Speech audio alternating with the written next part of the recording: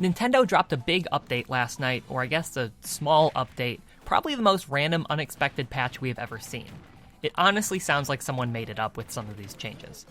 It looks more like a wish list than it does a patch. I'm going to be going over some of the changes and how it's going to affect the meta, and I was actually able to lab some of the changes of online play, and we'll be going over how it might change your online experience. First off, Small Battlefield has been added.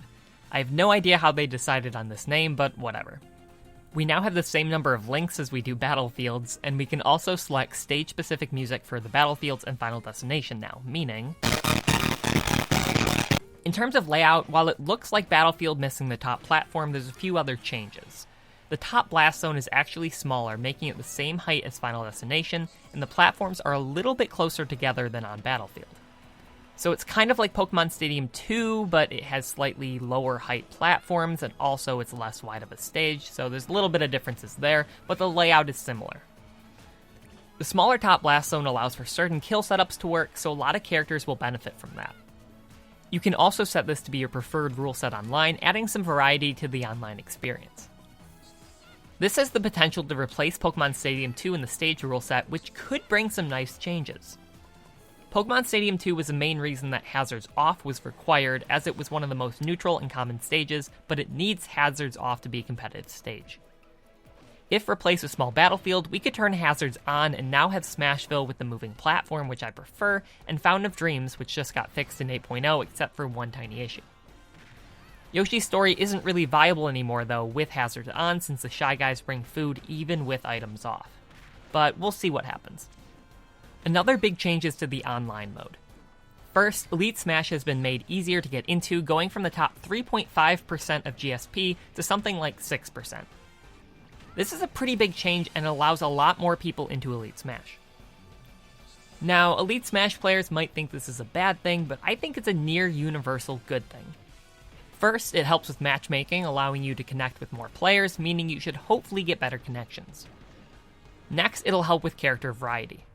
Part of the reason that you see so many Wi-Fi characters like Zelda and Samus in Elite Smash is because these characters benefit from online play, making it easier for them to make it into Elite Smash, sort of a survivorship bias. Opening up the number of people that can get in will allow for more characters like, let's say, Ice Climbers that might have a little bit more difficult of a time online. So in theory, you should start to see more of a variety in characters you play against in Elite Smash, which is a good thing. You will also see slightly larger range of skill in Elite Smash, which is fine too. You'll learn counterplay to certain moves a lot easier when they're being spammed, so this may help players learn to deal with certain aspects of the game that they weren't really dealing with before.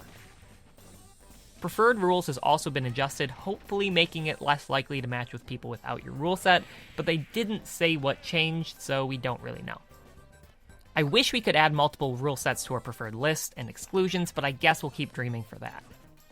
But one big change that no one has really figured out yet is exactly how online has changed. They said there were improvements, and I see a lot of mixed comments with no one actually trying to figure out the changes, just saying how it feels for them. Now, if official changes are found, I will pin them in the comments so you can see, but I decided to do some testing myself. In Ultimate, there's about 6 frames of delay in pressing something on your controller to the game receiving it and inputting it. This is already pretty big, but online makes it worse. There are an extra 5 frames minimum added to online play. Initially, it was reported that there was less lag, some people saying they fixed online. Players like Ch1cken and Salem seem to agree, suggesting there are maybe 1 or 2 less frames of input lag minimum. But the placebo effect is strong, and I don't really trust anyone. So I tested it myself.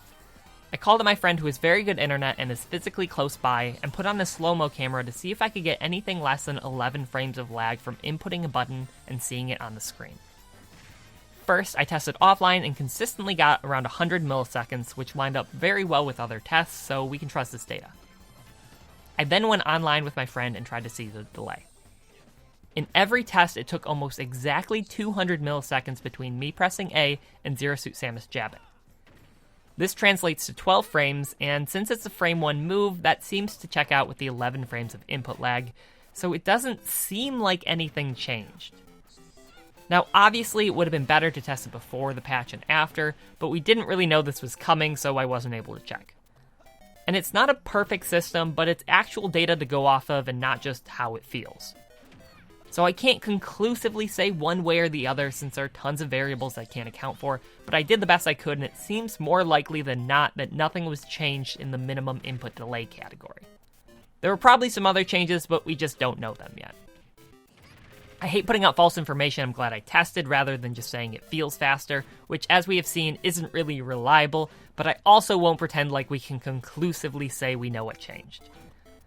But like I said, if someone finds something that goes against the data I found, I'll pin a comment below, and if we find any new info, I'll let you guys know in the comments.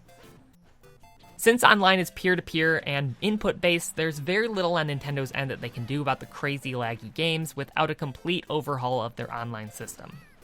The best thing you can do is get an Ethernet adapter. They're not too expensive and will make your experience a lot better and for other people. I really recommend it, and I'm linking them in the description. So thank you for watching. Please subscribe if you want to see more Smash content, and subscribe to my second channel, Juggleboy- for other stuff too. Happy belated 50th birthday to Sakurai. Thank you for blessing us with this pretty cool patch. It's really great to see the dev team keeping the competitive scene in mind. Thank you for watching. Peace.